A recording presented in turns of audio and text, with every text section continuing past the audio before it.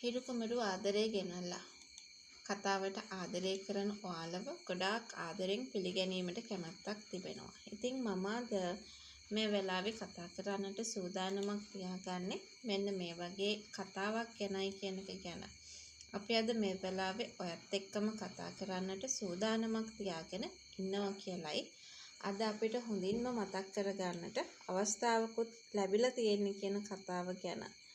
මම මේ වෙලාවේ ඔයත් එක්ක කතා කරන්නට බලාපොරොත්තුවකුත් ලොකුවටම තියාගන්නවා.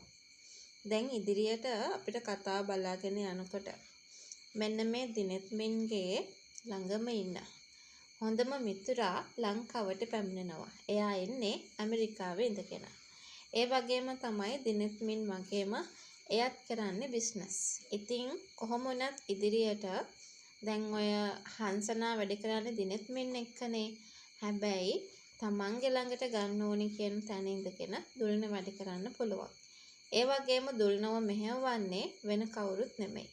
දුල්නව මෙහෙවන්නේ අනිවාර්යෙන්ම ඔය මේකලා තමයි කියන එක ගැන තමයි අද අපිට මේ වෙලාවේදී මතක් කරන්නට පුළුවන්කමකුත් තියාගෙන ඉන්නේ.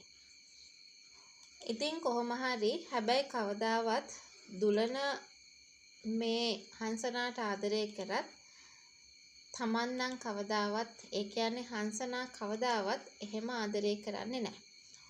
හංසනා හැමදාමත් ආදරය කරන්නේ දිනෙත්මින්ට. ඒක තමයි ඉතින් ඇත්තම කතාව. ඉතින් මේ විදියට යනකොට යාළුවෝ අතරේ සහ ආදරේ අතරේ ලොකුම ප්‍රශ්නයකට මුහුණ දෙන්නේ දිනෙත්මින්. දිනෙත්මින්ට යාළුවත් ඕනේ ආදරෙත් ඕනේ. එතකොට හංසනා නැති කරගන්නත් බෑ. ඉතින් හැබැයි ඒ වුණාට යාළුවට මේ හංසනාව අයිති කරගන්න පුළුවන් නම් කමක් නැහැ. ඒ දෙන්න සතුටින් ඉඳී. ඒ වගේ දෙයක් බොහෝ විට හිතනවා වන්නටත් පුළුවන් කියලයි අද අපි මේ වෙලාවේදී ඔයත් එක්ක කතා කරන්නටත් බලාපොරොත්තුවක් තියාගෙන ඉන්නේ කියන කාරණාව අද අපි හැමෝටම මතක් කරන්න බලාපොරොත්තු වෙනවා කියන කතාව තමයි. අද අපි හැමෝම මේ වෙලාවේ කතා කරන්නට chance එකක් තියාගෙන හිටියෙත් කියන කතන්දරය ගැන. අද අපි හැමෝම එකතු වෙලා මෙතනදී මතක් කරන්නට බලාපොරොත්තුවකුත් තියාගන්නවා. ඉතින් තව දෙයක් මම මේ වෙලාවේ ඔයත් එක්ක කතා කරන්නට උත්සාහවන්ත වෙනවා කියන කතාව තමයි අද අපි හැමෝම මතක් කරන්නට පුළුවන්කමක් තියාගෙන ඉන්නේ.